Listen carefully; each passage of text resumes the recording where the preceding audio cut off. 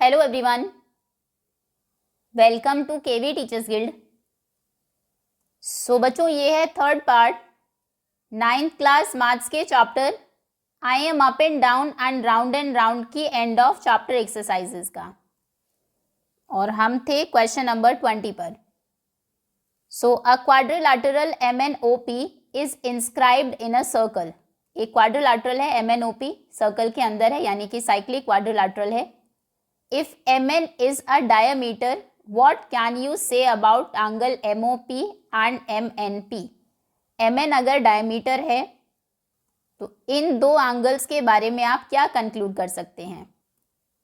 मान लीजिए ये सर्कल है, ये है सेंटर, ये आपका डायमीटर है MN, देन ये बाकी के दो पॉइंट्स है O और P। ओके, अब आपको फाइंड करना है what can you say about angle MOP? Angle MOP, MO को ज्वाइन करना पड़ेगा इसके लिए। तो हम बात कर रहे हैं ट्रायंगल MOP। एंगल MOP यानी कि इस एंगल, और दूसरा है एंगल MNP। NP को ज्वाइन करना है। अब देखिए यहाँ पर MN आपका डायमीटर है, MN से जो बाकी दो एंगल्स बने हैं MPN यानी कि ये एंगल और MON, इन एंगल्स के बारे में आप कह सकते हैं दोनों 90 डिग्री के होंगे। इन दो के बारे में तो आप यही कह सकते हैं कि दोनों जो एंगल्स हैं आप देखेंगे MP आर्क से बने हैं। यही एक आर्क है MOP और MNP को जो बनाती है, तो सेम आर्क से जो एंगल्स बनते हैं वो इक्वल होते हैं, तो यानी कि ये दोनों आपस में इक्वल है। अच्छा, बस इतना ही आपको लिखना है, इसमें वैल्यूज़ फाइंड नहीं करने, और वैल्यूज़ हम फाइंड कर भी नहीं सकते हैं आंसर नंबर 20, क्योंकि कोई और एंगल हमें नहीं दिया है। बस ये दो एंगल्स 90 है, इतना ही आपको पता है, और इन दो को यूज़ करके इन एंगल्स को फाइंड नहीं किया जा सकता। तो आप लिखेंगे angle MOP and angle MNP are subtended by the same arc by the arc MP। दोनों आर्क MP से बने हैं। अब थ्योरम लिख दीजिए, the angles subtended by an arc by the same arc at the circumference are equal. Circle में circumference पर जो एंगल्स बनाती हैं एक आर्क, जितने भी एंगल्स बनाएंगी वो सभी इक्वल होंगे। So angle MOP is equal to angle MNP। Only this much we can say about these two angles. Okay, next. Now let ABCD be a cyclic quadrilateral. मान लीजिए ABCD एक cyclic quadrilateral है, चारों corners, चारों vertices जिसके एक circle के ऊपर है। Answer number 21। मान लीजिए ये सर्कल है और ये है quadrilateral ABCD। Now explain why the exterior angle at any vertex. आप किसी भी वर्टेक्स पर, आपने B से एक्सटीरियर एंगल बनाया ऐसे या ऐसे, या फिर C पर, या फिर D पर, या फिर A पर, कैसे भी आप किसी भी एक लाइन सेगमेंट को, एक जो साइड है आपके क्वाड्रिलैटरल की, उसको एक्सटेंड करेंगे तो ये एंगल एक्सटीरियर एंगल हो जाता है। आपको प्रूव करना है कि किसी भी वर्टेक्स पर जो एक्सटीरियर एंगल होता है that is equal to the interior opposite angle. मान लीजिए हमने ये एक्सटीरियर एंगल बनाया, इसका नाम दे देते हैं D। ये इसी साइड को एक्सटेंड करना है। अब सही है, ये D, इसमें CBD आपका एक्सटीरियर एंगल है। आप प्रूव करेंगे कि CBD इंटीरियर ऑपोजिट एंगल के इक्वल है, यानी कि CBD इक्वल करना है आपको ADC या CAD के। तो यहाँ पर टू प्रूव करना है एंगल CBD यानी कि exterior angle is equal to opposite interior angle. Interior में जो ऑपोजिट एंगल है, यानी कि एंगल D भी आप इसको बोल सकते हैं, सिंपली एंगल D। अब ये बहुत इजी है, देखिए अगर एंगल B की एंगल, चलो पूरा ही नाम लिखते हैं, एंगल ADC के इक्वल प्रूव करना है। यहाँ पर जो साइक्लिक क्वाड्रिलैटरल है उसमें एंगल से रिलेटेड एक ही प्रॉपर्टी होती है कि ऑपोजिट एंगल्स का सम 180 डिग्री होता है। मतलब इसका सम इसके साथ 180 डिग्री है, और इन दोनों एंगल्स को अगर आप देखें, ये इंटीरियर एंगल, ये जो एक्सटीरियर एंगल है, ये दोनों लीनियर पेयर है, दोनों स्ट्रेट लाइन के ऊपर है, एडजेसेंट एंगल्स भी हैं, तो इनका सम कितना हो जाएगा, इनका भी सम 180 डिग्री हो जाएगा। तो ये एंगल इसके साथ भी सम 180 डिग्री देता है, इसके साथ भी सम 180 डिग्री देता है, मतलब ये दोनों आपस में इक्वल होंगे। बस इसको लिखना कैसे, अभी आते हैं हम प्रूफ पर। हम कहेंगे opposite angles of a cyclic quadrilateral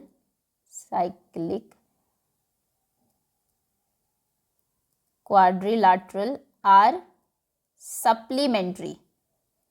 एक क्वाड्रिलैटरल के ऑपोजिट एंगल सप्लीमेंट्री होते हैं, यानी कि उनका सम 180 डिग्री होता है। तो यहाँ से angle ABC plus angle ADC, ये एंगल प्लस ये एंगल, दोनों का सम हो जाएगा 180 डिग्री। नाउ अब हम आते हैं इस एंगल पर ABC और CBD पर। Angle ABC plus angle ABD is also equal to 180 degree, क्योंकि ये दोनों हैं लीनियर पेयर्स, लीनियर पेयर है, एडजेसेंट एंगल्स भी हैं और स्ट्रेट लाइन के ऊपर भी है। अगर ऐड करेंगे दोनों तो स्ट्रेट एंगल बनेगा 180 डिग्री। ये भी 180 डिग्री है, ये भी 180 डिग्री है। क्या हम इन दोनों को इक्वल लिख सकते हैं? बिल्कुल। So angle ABC plus angle ADC equal हो जाएगा angle ABC plus angle ABD के। दोनों साइड आप देखेंगे ABC कॉमन है, ये कैंसिल हो जाएगा, तो क्या बचेगा? Angle ADC is equal to angle ABD। यही हमें प्रूव करना था। ABD कैसे हुआ? ये ABC प्लस CBD होगा ये angle, plus angle CBD। Okay, CBD is equal to ADC prove करना था, ADC equal to CBD, hence proved. Okay, ये भी इजी क्वेश्चन है। आगे आते हैं। Now there is no chord of a circle that is longer than its diameter. ये हम कहते भी है, एक सर्कल में बहुत सारी कॉर्ड्स होती हैं, लॉन्गेस्ट कॉर्ड कौन सी होती है? डायमीटर। तो क्वेश्चन कहता है कि डायमीटर से बड़ी कोई कॉर्ड नहीं होगी। ये देखने से तो हमें पता लगता है, लेकिन आपको प्रूव करना है, और आप इस स्टेटमेंट को कैसे जस्टिफाई करेंगे। ओके, मान लीजिए कॉर्ड हम ड्रॉ करते हैं। आंसर नंबर 21, ये है सर्कल और ये है हमारी कॉर्ड AB। ये सेंटर O है, मान लीजिए O से हमने इस पर परपेंडिकुलर ड्रॉ किया, इसका नाम है M, और A और O को ज्वाइन किया, ये हो गई हमारी रेडियस R। ओके, अब यहाँ पर देखिए, सबसे पहले तो परपेंडिकुलर डिस्टेंस जो है, जब आप सेंटर से परपेंडिकुलर ड्रॉ करते हैं, वो कॉर्ड को बाइसेक्ट करता है। तो परपेंडिकुलर फ्रॉम द सेंटर, ये थ्योरम बहुत यूज हुई है इस पूरी एक्सरसाइज में ही, बाइसेक्ट्स द कॉर्ड। तो यानी कि M मिड पॉइंट है AB का, M is mid point of AB and AM half है AB का, AM is equal to half of AB, या फिर AB/2 भी उसको लिख सकते हैं। अब आते हैं हम ट्रायंगल OAM में। ये हमने बहुत बार किया, पाइथागोरस यूज करेंगे इसमें। एज पर पाइथागोरस, यहाँ पर जो 90 डिग्री के सामने वाली साइड है, यानी कि OA या AO स्क्वायर इक्वल हो जाएगा OM square plus AM square के। OA कितना है? R square, OM square as it is रहने दीजिए, प्लस AM स्क्वायर कितना हो जाएगा? AM है हाफ AB, तो ये हो जाएगा हाफ AB स्क्वायर। ओके, अब आप देखेंगे AM, अगर हम मानकर चलते हैं कि ये जो आपकी कॉर्ड है वो सेंटर से पास नहीं होती, तो AM पॉजिटिव रहेगा। और दूसरा केस है, अगर AM जो आपका AB है, कॉर्ड आपकी बिल्कुल सेंटर से पास होती है, तो AM उस केस में 0 हो जाएगा।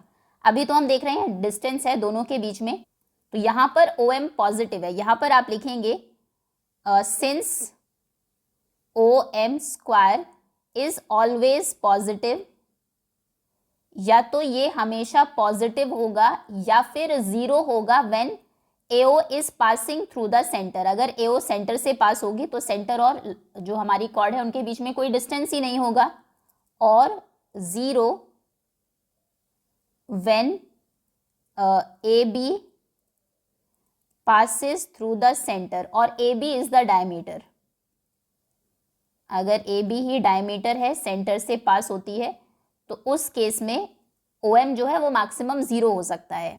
या फिर एक काम करते हैं, इसके दो अलग अलग केसेस यहाँ से हम बना लेते हैं, ऐसे करके। ये case 1, when AB is not the diameter, जब AB डायमीटर नहीं है उस केस में क्या होगा, और दूसरा केस है when AB is the diameter, case 2। यही दो केस हो सकते हैं, इनके अलावा तो तीसरा कुछ नहीं होगा। या तो एक सर्कल में AB जो कॉर्ड है वो आपका डायमीटर होगी, सेंटर से पास होगा, या फिर डायमीटर से पास नहीं होगा। Okay, AB is the diameter. चलिए, अगर AB डायमीटर से पास नहीं होती है, मतलब सेंटर से दूर है, तो उस केस में हमेशा कॉर्ड और सेंटर के बीच में थोड़ी तो डिस्टेंस रहेगी, यानी कि इस केस में OM स्क्वायर हमेशा पॉजिटिव रहेगा, इज पॉजिटिव। अगर, और यहाँ पर जब वो बिल्कुल सेंटर से पास होती है, ये थोड़ा सा आपको ध्यान से समझना पड़ेगा, सेंटर से पास हुई, OM क्या है बेसिकली, ये डिस्टेंस है between centre and the chord. तो अगर सेंटर से ही कॉर्ड पास हो रही है तो सेंटर और कॉर्ड के बीच में कोई डिस्टेंस ही नहीं है, तो यानी कि इस केस में when AB is the diameter then OM square is equal to 0। ठीक है, हमें पता है R स्क्वायर इक्वल था OM square plus half AB square के। OM स्क्वायर अगर पॉजिटिव है तो यानी कि R स्क्वायर ग्रेटर है हाफ AB स्क्वायर से। ये आपको समझ में आया? यहाँ पर कोई नंबर है, मान लीजिए OA 2 है, तो हाफ AB स्क्वायर में 2 ऐड होने के बाद R स्क्वायर बनता है, तो ऑब्वियसली R स्क्वायर बड़ा है हाफ AB स्क्वायर से। और इस केस में क्या है, अगर OM स्क्वायर 0 है तो यानी कि R square is equal to OM square कितना हो गया, 0 plus half AB square.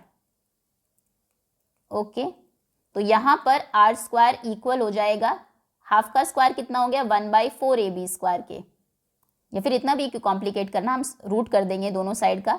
R square equal हो गया हाफ AB स्क्वायर के, और यहाँ पर ग्रेटर है R स्क्वायर, तो R ग्रेटर हो जाएगा हाफ AB के, और यहाँ से R इक्वल हो जाएगा हाफ AB के। 2 को इस तरफ ले आइए, इसमें 2R ग्रेटर है AB से, और इसमें 2R इक्वल है AB के। 2R क्या होता है, डायमीटर, डायमीटर ग्रेटर होगा AB से, और यहाँ पर 2R यानी कि डायमीटर इक्वल होगा AB के, यानी कि diameter is always greater than the chord, और maximum it can be equal to the chord. उससे बड़ा तो डायमीटर नहीं है, कहीं पर भी ये नहीं आया कि डायमीटर AB से छोटा है, या तो वो इक्वल है। सबसे बड़ी कॉर्ड वही होती है जब वो सेंटर से पास होता है, जब वो हमारी कॉर्ड डायमीटर के इक्वल होती है, या फिर कॉर्ड हमेशा डायमीटर से छोटी ही रहती है। ओके, ये लिख देंगे लास्ट में हम स्टेटमेंट। एक बार फिर से समझ लेते हैं। देखिए, यहाँ तक हमने वही किया, हमने कहा कि जब आप सेंटर से कॉर्ड के ऊपर परपेंडिकुलर ड्रॉ करते हैं वो उसको बाइसेक्ट करता है। तो कॉर्ड जितनी भी है, मान लीजिए AB हमारी कॉर्ड थी, AM क्या हो जाएगा, जब आपने परपेंडिकुलर ड्रॉ किया वो हाफ हो जाएगा AB का। अब ये रेडियस है, इसके सेंटर और O के बीच की डिस्टेंस। हमने यहाँ पर पाइथागोरस से कहा कि R स्क्वायर इक्वल है OM स्क्वायर प्लस AM, यानी कि हाफ AB के स्क्वायर के। ये आपकी स्टेटमेंट है। अब देखिए, OM के बारे में आप क्या कह सकते हैं, आपकी कॉर्ड सेंटर से जितनी दूर जाती है OM उतना ही ज़्यादा होता जाएगा, डिस्टेंस उतनी ही बढ़ती जाएगी, जितना पास आता जाएगा डिस्टेंस उतनी ही कम होती जाएगी, और OM का सबसे कम वैल्यू 0 हो सकता है।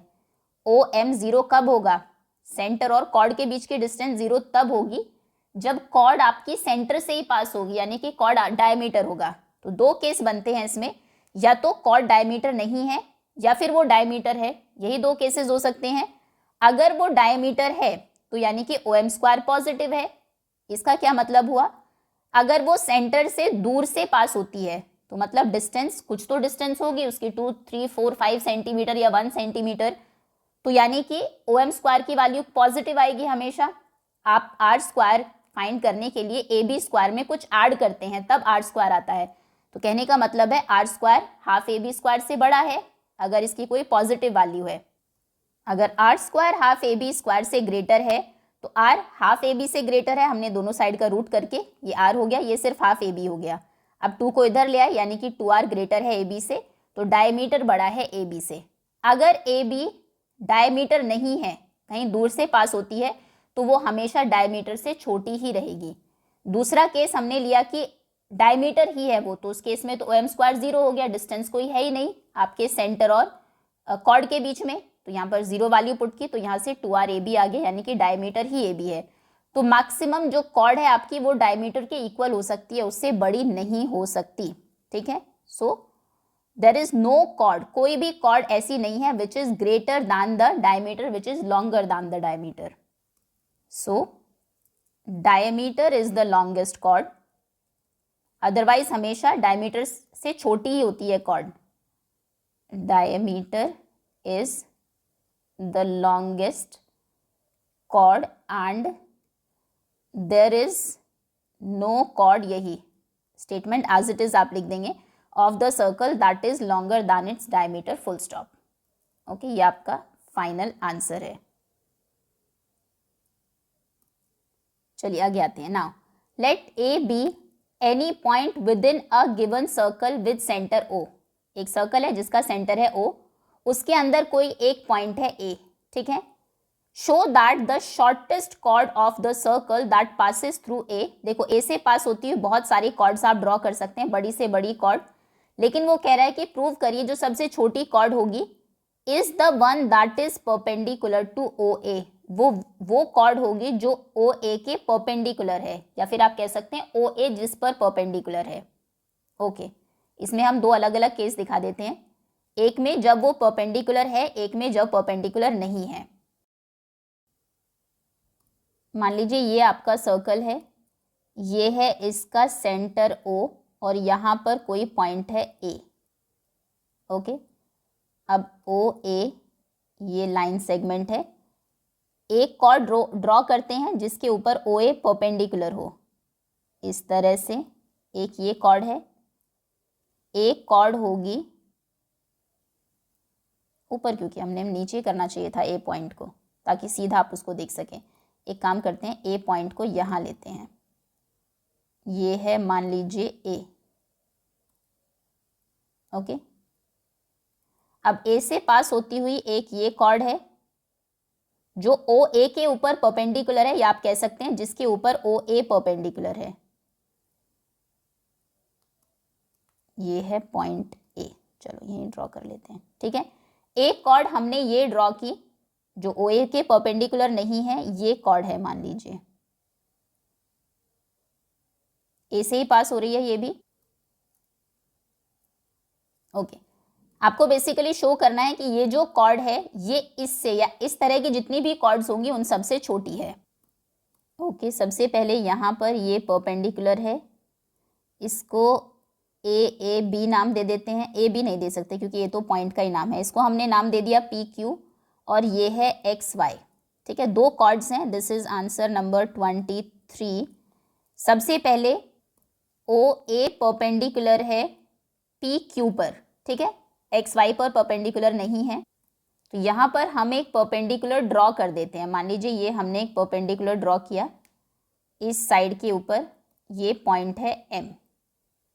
ओके, अब देखो एक प्रॉपर्टी आपको याद होगी, बहुत पहले आपने पढ़ी थी कि जो हमारी शॉर्टर जितनी कॉर्ड्स होती जाएगी उतना ही वो सेंटर से दूर होती जाएगी। सेंटर के जितना पास आती जाती है कॉर्ड्स उतनी ही लेंथ में ज़्यादा होती जाती है।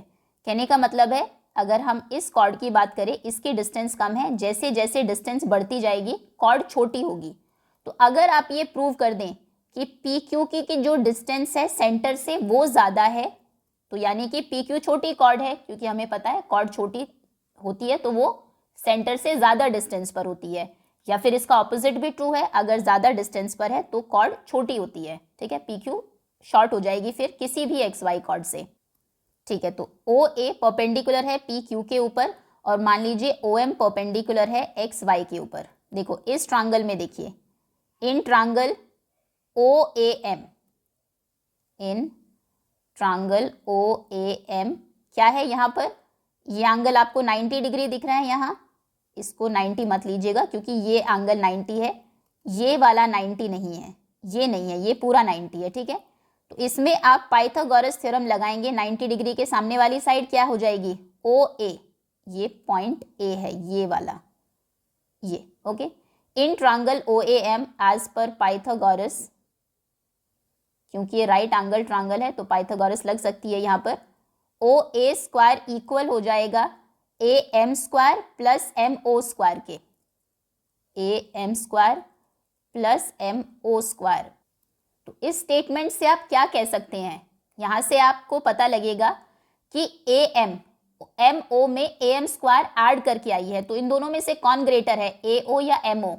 MO स्क्वायर में आपने कुछ ऐड किया तब जाकर OA स्क्वायर आया, कहने का मतलब है OA ग्रेटर है MO से। आप कहेंगे AM स्क्वायर की वैल्यू पॉजिटिव ही होगी, AM सर्टेन डिस्टेंस तो होगी, भले ही वो 0.5 को कितने भी सेंटीमीटर हो, आप कहेंगे AM square is greater then, is always positive, क्योंकि वो डिस्टेंस है, डिस्टेंस का स्क्वायर जो भी है हमेशा पॉजिटिव ही होगा, एक ट्रायंगल की साइड है वैसे भी। तो कहने का मतलब है इस ट्रायंगल में OA ग्रेटर है MO से। या फिर अगर आपको इतना भी एक्सप्लेन नहीं करना है, हमें ये पता है कि एक राइट एंगल ट्रायंगल में hypotenuse is the longest side, चलो ये भी नहीं करते हैं। इन ट्रायंगल OAM, पाइथागोरस से भी जरूरत नहीं है, हम कहेंगे ट्रायंगल OAM में angle M is a right angle, angle M एक राइट एंगल है, and in a right angle triangle, एक राइट एंगल्ड ट्रायंगल में hypotenuse is the longest side, right angled triangle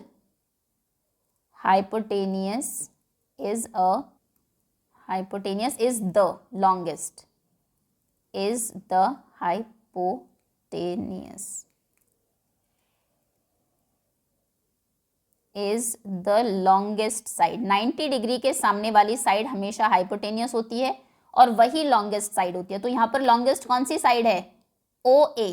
OA greater है AM और OM से, हालांकि AM से हमें कुछ लेना देना नहीं है, हमें तो सिर्फ इसे OM से बड़ा शो करना है, यानी कि OA ग्रेटर हो जाएगी OM से, ठीक है। OA हाइपोटेनियस है 90 डिग्री के सामने वाली साइड। अब OM क्या है, OM डिस्टेंस है कॉर्ड XY का और OA डिस्टेंस है कॉर्ड YQ का, और हमें पता है जितनी भी कॉर्ड क्लोजर होगी टू द सेंटर उतनी ही वो लॉन्गर होगी। नाउ रूल कहता है द क्लोजर अ कॉर्ड, एक कॉर्ड जितनी क्लोजर होती है इज सेंटर के, is to the centre, the longer it is, उतनी ही वो लॉन्गर होती है, okay. And since OA greater है OM से, यानी कि OM क्लोजर कॉर्ड है, ज्यादा पास में है, तो यानी कि वो लॉन्गर होगी।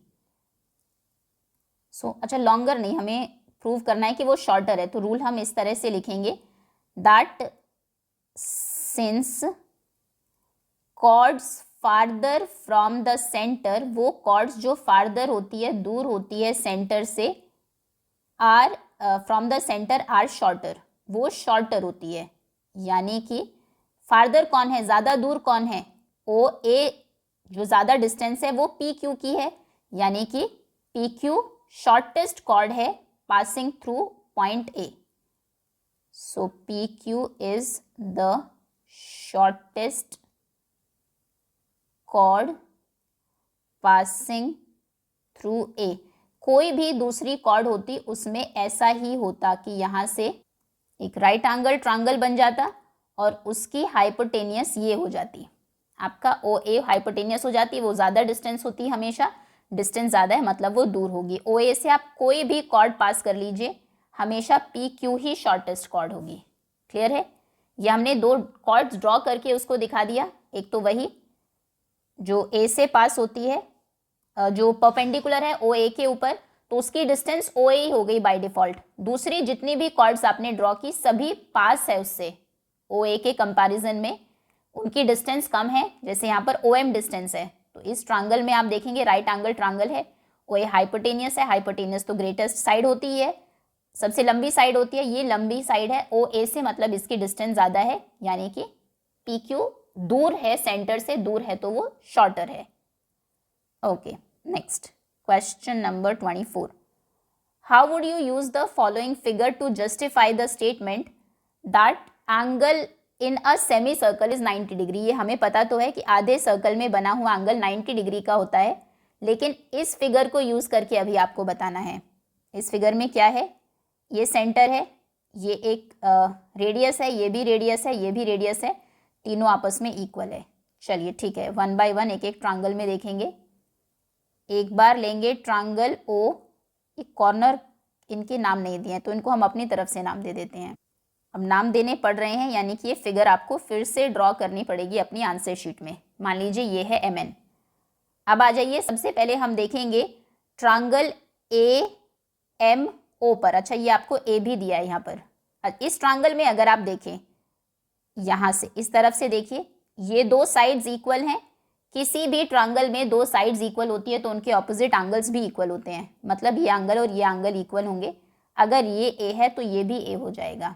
हम कहेंगे इन ट्रायंगल, फिगर ड्रॉ है पहले से ही, एम ओ ए, ट्रायंगल एम ओ ए में एम ओ इक्वल है ओ ए के। ये गिवन है, गिवन ना भी होती तो हमें पता है दोनों रेडियस हैं, बोथ रेडियाई। तो कौन से एंगल्स इक्वल हो जाएंगे, angle O M A is equal to angle O A M. क्यों, angles opposite to equal sides, equal sides के ऑपोजिट एंगल्स भी इक्वल होते हैं। तो आपको ओ एम में ए दिया है, तो यानी कि एंगल ओ ए एम भी कितना हो जाएगा, वो भी ए हो जाएगा। यहाँ लिख देते हैं ए। चलिए अब दूसरे एंगल पर आते हैं, ये भी ए हो गया। अब आते हैं इस ट्रायंगल पर ए ओ एन पर। Now in triangle A O N में ये साइड इसके इक्वल है, दोनों रेडियस है क्योंकि सेंटर से ही गई है, तो यानी कि ये एंगल इसके इक्वल हो जाएगा। ये बी है तो ये भी बी हो जाएगा। हम कहेंगे ओ ए इक्वल है ओ एन के, क्योंकि दोनों रेडियस हैं, radii of the same circle. तो angle O N A equal हो जाएगा एंगल ओ ए एन के। वही रीज़न है, angles opposite to equal sides, जो ऊपर लिखा है सेम लिख देंगे आप।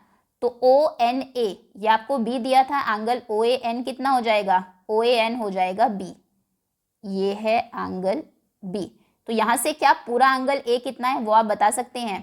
एंगल ए मतलब पूरे एंगल की हम बात कर रहे हैं, वो इक्वल हो जाएगा ए plus B.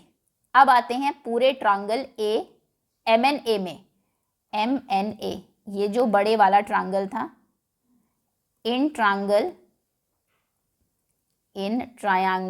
M N A, अगर तीनों एंगल्स को ऐड करें इस ट्रायंगल के, ट्रायंगल में एंगल एम जो है, एंगल एन जो है और एंगल ए, तीनों एंगल्स का सम कितना हो जाएगा, हमेशा तीनों एंगल्स का सम 180 डिग्री होता है due to angle sum property A S P. अब एंगल एम कितना है ए, एंगल एन कितना है बी, उसकी वैल्यू बी है, और एंगल ए कितना है, ये वाला पूरा एंगल है ए प्लस बी, तो ए की जगह हम लिख देंगे ए प्लस बी, ठीक है, इक्वल टू 180 डिग्री।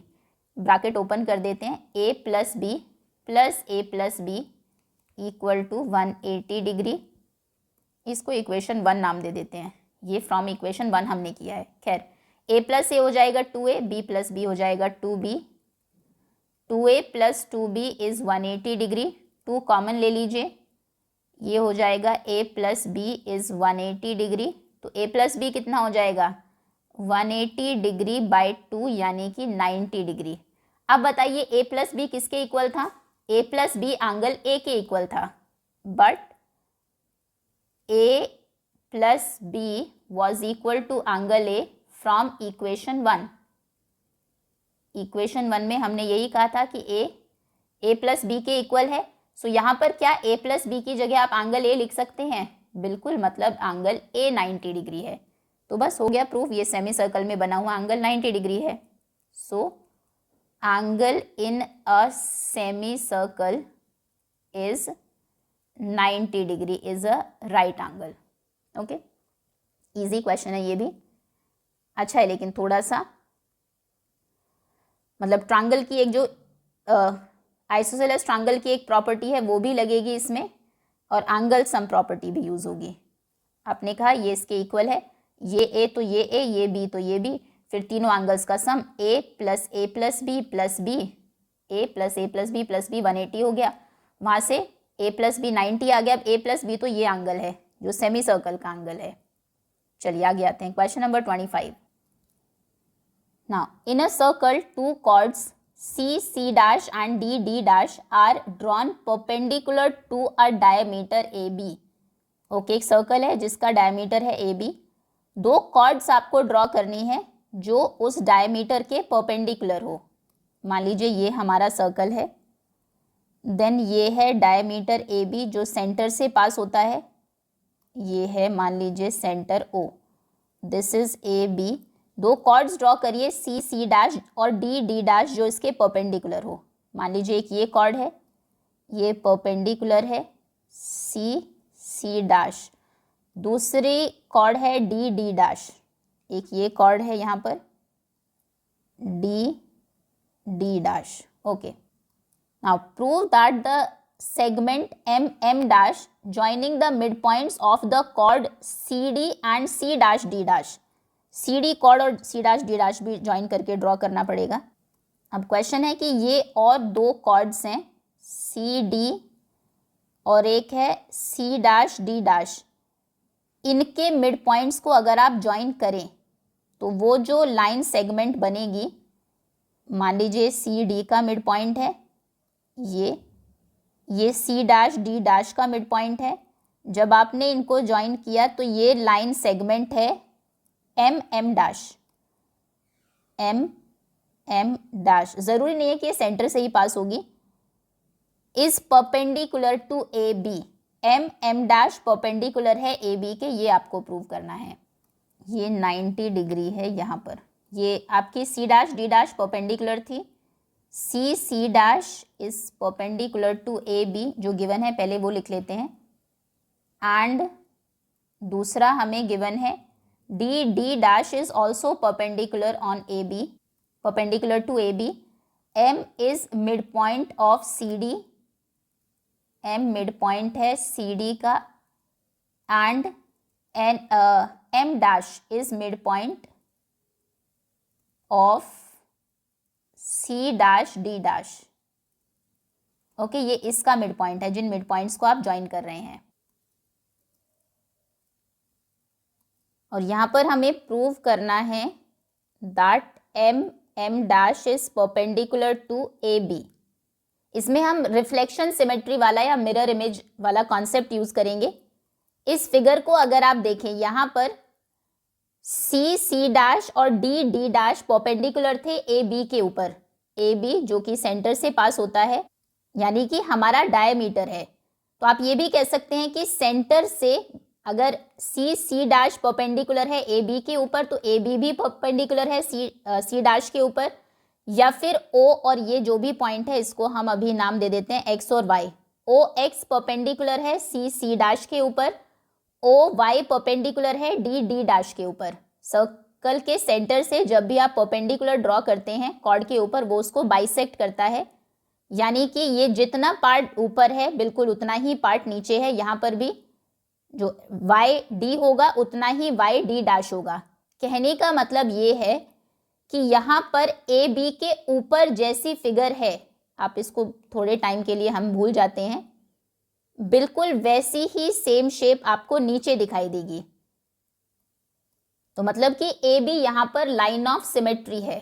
ये जो लाइंस होती हैं जो परपेंडिकुलर हो इसको, या फिर आप कह सकते हैं AB एक मिरर की तरह एक्ट करता है, क्योंकि उसका top half exactly same equal है उसके बॉटम हाफ के। ओके, प्रूफ में हम कहेंगे दैट C डैश परपेंडिकुलर है AB के ऊपर, D डैश भी परपेंडिकुलर है AB के ऊपर, तो यानी कि नाम दे देते हैं ये है X डैश। चलिए यहाँ पर OX is perpendicular on C dash and OX dash is perpendicular on D dash। Okay, line जब परपेंडिकुलर आप ड्रॉ करते हैं सेंटर से तो वो कॉर्ड को बाइसेक्ट करता है, perpendicular from center bisects the chord। मतलब कि यहाँ पर x मिड पॉइंट हो गया C डैश का, x is midpoint of C dash and x dash is midpoint of D dash। D dash, तो यहाँ ए बी हमारा मिरर हो गया या फिर ये लाइन ऑफ सिमेट्री हो गई। इसके जितना ऊपर सी है, ये मिरर की आपने प्रॉपर्टी पढ़ी होगी साइंस में, जितना दूर आप ऑब्जेक्ट रखेंगे उतनी ही दूर उसकी रिफ्लेक्शन यानी कि मिरर के उतने ही पीछे रिफ्लेक्शन बनती है, उसकी इमेज बनती है। तो यहाँ पर वही है, अगर हम C को ऑब्जेक्ट की तरह ले तो C डैश उसका रिफ्लेक्शन हो जाएगा। दोनों की डिस्टेंस भी बिल्कुल सेम है और ये परपेंडिकुलर भी है हमारे मिरर के ऊपर। ये भी एक प्रॉपर्टी होती है वैसे कि मिरर के ऊपर दो लाइन पॉइंट्स को अगर आप कनेक्ट करते हैं, ये जितना दूर है मान लीजिए C डैश, तो वो हमेशा परपेंडिकुलर होता है आपके मिरर पर। तो यहाँ से C डैश परपेंडिकुलर भी है ए बी के ऊपर, और फिर ए बी से जितना ऊपर पॉइंट C है उतना ही C डैश है, जितना D है उतना ही D डैश है, यानी कि A B is the perfect mirror. So A B acts as a perfect mirror, या फिर आप कह सकते हैं A B acts as line of symmetry. Perfect mirror की तरह ये एक्ट करता है। अब आते हैं फिर से इस शेप पर। उसके बाद आपने सी डी और सी डैश डी डैश को ज्वाइन किया, तो देखिए अगर सी डैश की या फिर सी डैश सी की इमेज थी इस मिरर में, डी डैश डी की इमेज थी इस मिरर में, तो सी डी की परफेक्ट इमेज हो जाएगी सी डैश डी डैश। तो हम कहेंगे बिकॉज, इसमें पार्ट्स में लिखना पड़ेगा, because C is C is a reflection of C dash या फिर C dash is a reflection of C, is depend करता है आप किस तरह से उसको ले रहे हैं। एक पॉइंट होगा, एक उसका रिफ्लेक्शन होगा of C, and D dash is a reflection of D। हम मान लेते हैं क्योंकि इक्वल डिस्टेंस पर था, ए बी एक मिरर की तरह एक्ट करता है, तो ये मान लीजिए इसकी एक इमेज है और ये इसकी इमेज है, रिफ्लेक्शन है।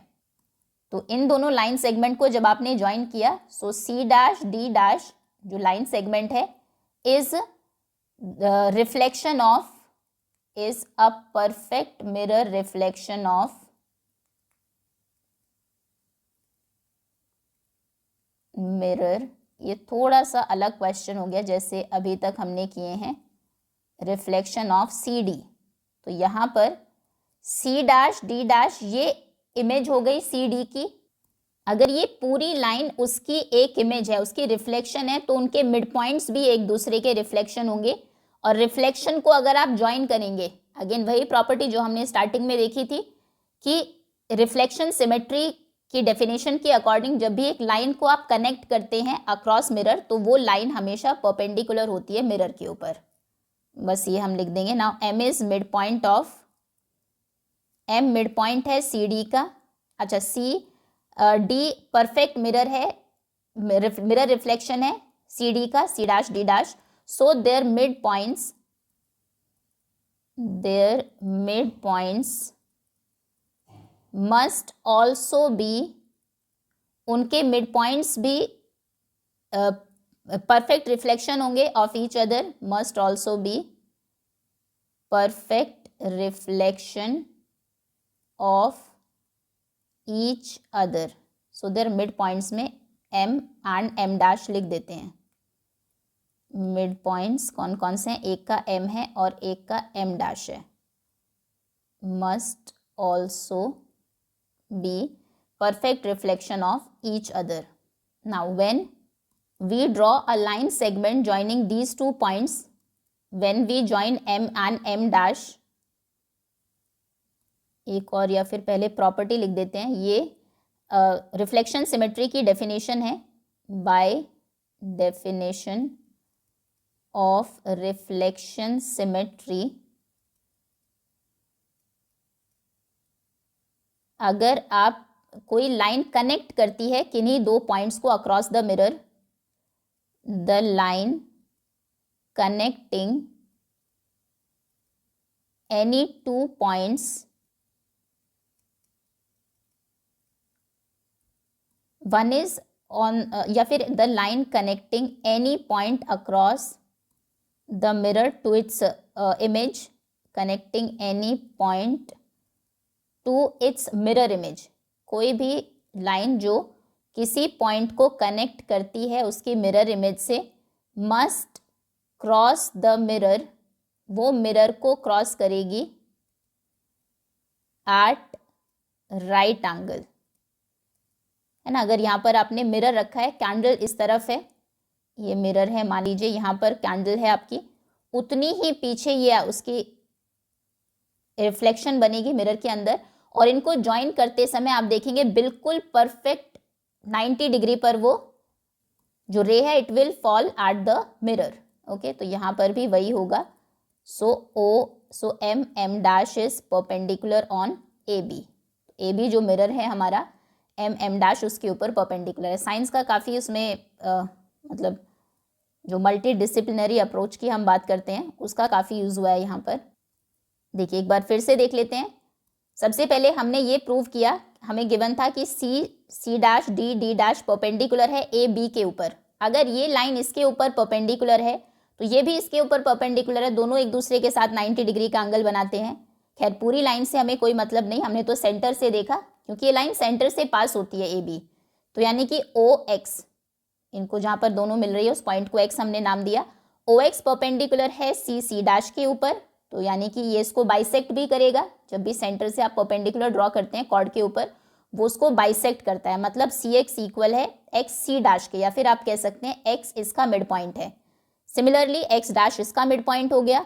अब अगर यहाँ पर आप देखें ए बी के ऊपर जितनी जो शेप है ये मिड पॉइंट है, यानी कि यहाँ पर ये डिस्टेंस इसके इक्वल है, ये डिस्टेंस इसके इक्वल है, और जब आप दोनों पॉइंट्स को ज्वाइन कर रहे हैं वो परपेंडिकुलर भी है लाइन इसके ऊपर, तो मतलब यहाँ पर ए बी एक मिरर की तरह एक्ट करता है, बिल्कुल परपेंडिकुलर उस पर जो दो पॉइंट्स है दोनों उससे इक्वल डिस्टेंसेस पर है।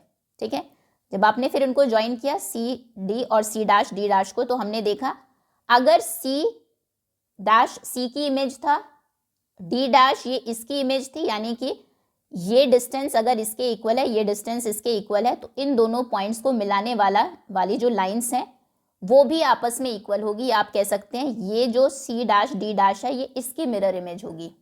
ठीक, तो सी डैश डी डैश इसकी मिरर इमेज है, तो फिर अगर ये दोनों लाइंस एक दूसरे की मिरर इमेज है, एक दूसरे की रिफ्लेक्शन है, तो इनके मिड पॉइंट्स भी रिफ्लेक्शन होंगे। तो जितनी डिस्टेंस यहाँ से ऊपर है उतनी डिस्टेंस नीचे होगी। हालांकि डिस्टेंस का हमें कुछ नहीं करना था, हमें परपेंडिकुलर प्रूव करना था, तो वो पॉइंट हमने लिया ही नहीं। वैसे हमें पता है मिरर इमेज का मतलब है या फिर रिफ्लेक्शन का मतलब है कि मिरर से जितनी दूर पॉइंट एम है उतनी ही दूर एम डैश होगा, लेकिन हमने दूसरी प्रॉपर्टी यूज़ की जो कहती है कि दोनों पॉइंट्स को अगर आप ज्वाइन करें तो वो परपेंडिकुलर होती है टू द मिरर। बस यही सब हमने लिखा है, इसमें कहानी ज़्यादा है। रिफ्लेक्शन की डेफिनेशन के अकॉर्डिंग जो लाइन कनेक्ट करती है किसी भी पॉइंट को उसके मिरर इमेज से, ये मान लीजिए यहाँ पर है एक पॉइंट, ये है डॉट और इसकी मिरर इमेज पीछे है, जो लाइन इन दोनों को ज्वाइन करेगी वो हमेशा परपेंडिकुलर होती है हमारे मिरर के ऊपर, या फिर मिरर को क्रॉस करती है राइट एंगल पर। तो ये जो एम डैश है जिसने दो मिरर पॉइंट्स को ज्वाइन किया है वो हमारे मिरर को 90 डिग्री पर क्रॉस करेगी, यानी कि एम डैश परपेंडिकुलर हो गया ए बी के। Okay, now last question, how would you use the following figure to justify the statement that the sum of opposite angles of a cyclic quadrilateral is 180 degree? ये हमें पता है cyclic quadrilateral में opposite angles का सम 180 degree होता है। तो देखिए ए बी सी डी एक साइक्लिक क्वाड्रिलैटरल ड्रॉ किया, सेंटर से उसके चारों कॉर्नर्स को ज्वाइन कर दिया। ठीक है, अगर ये फिगर ना भी दे और एग्जाम में आपको प्रूव करने के लिए आ जाए तो भी आप इसी तरह से प्रूव करेंगे। अगर आ जाए कि prove that sum of opposite angles of a cyclic quadrilateral is 180, तो पहले एक साइक्लिक क्वाड्रिलैटरल आप बनाएंगे, उसके सारे वर्टिसेस को सेंटर से ज्वाइन करेंगे और इस तरह से एक एक एंगल के नाम दे दीजिए। मान लीजिए इस एंगल का नाम है P, ये है Q, ये है U, ये है V। अब देखो इसका नाम क्यों नहीं दिया, क्योंकि ये एंगल इसके इक्वल बाय डिफ़ॉल्ट हो जाएगा। कैसे आप देखेंगे, यहाँ पर एक ट्रायंगल देख लीजिए कोई भी, इस ट्रायंगल में क्या है, यहाँ पर ये साइड इसके इक्वल है, तो यानी कि ऑपोजिट एंगल्स क्या हो जाएंगे, इक्वल हो जाएंगे। ये सारे ही अगर आप देखें आइसोसेलेस ट्रायंगल है सभी, तो सभी में ऑपोजिट एंगल्स इक्वल होंगे। ये Q है तो ये भी Q हो जाएगा, ये U तो ये U, ये भी V और ये भी P। ठीक, तो पहले ये लिखते हैं triangle, this is answer number 26। Figure यही रहेगी, हम कहेंगे triangle AOB BOC, triangle BOC, triangle COD and triangle AOD are isosceles triangles. ये सभी आइसोसेलेस ट्रायंगल्स हैं, तो इनमें ऑपोजिट एंगल्स इक्वल होंगे। सो पहले प्रॉपर्टी लिख देते हैं जो कॉमन है, and angles opposite to equal sides are also equal. Isosceles triangle में जो एंगल्स ऑपोजिट होते हैं इक्वल साइड्स के, वो भी इक्वल होते हैं, are equal. So angle OCB, ये एंगल OCB इक्वल है OBC के, is equal to angle OBC, दोनों कितने हो गए Q, and angle OCD ODC के इक्वल है, angle OCD is equal to angle ODC, दोनों हो गए U। सिमिलरली एंगल ODA, ये एंगल ODA इक्वल हो गया OAD के, इक्वल टू एंगल OAD, ये हो गया V के इक्वल। और एंगल ये कौन सा है, OAB और OBA, OAB इक्वल है एंगल OBA के, ये दोनों हो गए P। ठीक है, वैल्यू लिख दें यहाँ पर ताकि इजी रहे बाद में। अब ये हो गया है Q, दिस इज U, ये है V और ये है P। अब क्वाड्रिलैटरल से रिलेटेड एक और प्रॉपर्टी हमें पता है कि सभी एंगल्स का सम कितना होता है, 180 डिग्री। एंगल सम प्रॉपर्टी हम यूज करेंगे। Now in quadrilateral ABCD, quadrilateral ABCD में क्या होगा, angle A plus angle B plus angle C plus angle D, चारों का सम कितना हो जाएगा, 360 डिग्री। इसको हम बोलते हैं ASP angle sum property. Angle A बताइए कितना है, एंगल A है P प्लस V, तो A की जगह आपने P प्लस V लिख दिया। B कितना है, B हो जाएगा P प्लस Q। ठीक है, C कितना है, C मिलकर बना है इन दो एंगल से Q और V, Q और U, सॉरी U हमें गिवन था, Q हमने फाइंड किया दूसरा एंगल, Q प्लस U, और D कितना है, V प्लस U या U plus V equal to 360 degree. Bracket हटा देते हैं, कोई ज़रूरत नहीं है। P plus V plus P plus Q plus Q plus U plus V plus U is 360 degree. अब देखिए P प्लस P कितना हो जाएगा, 2P, ये और ये 2P, Q प्लस Q हो गया 2Q, then U plus U 2U और V plus V 2V equal to 360 degree. 2 common ले लीजिए, P plus Q plus U plus V is equal to 360 degree. तो P plus Q plus U plus V कितना हो जाएगा, अब bracket की ज़रूरत नहीं है, 360/2 यानी कि 180 डिग्री। अब देखिए 180 डिग्री, P प्लस Q की जगह आप क्या लिख सकते हैं, P प्लस Q कौन सा एंगल है, एंगल B, हम कहेंगे P प्लस Q है एंगल B पूरा, और U प्लस V कौन सा एंगल है, U और V है angle D equal to angle D। अब P प्लस Q की जगह एंगल B हमने लिख दिया, U प्लस V की जगह एंगल D लिख दिया, इक्वल टू 180 डिग्री। हो गया proof, sum of opposite angles of a quadrilateral is 180 degree of a cyclic quadrilateral. So similarly इसी तरह से बाकी के, अब उन दो को प्रूव करने की जरूरत नहीं है, similarly angle A plus angle C का सम भी 180 डिग्री हो जाएगा।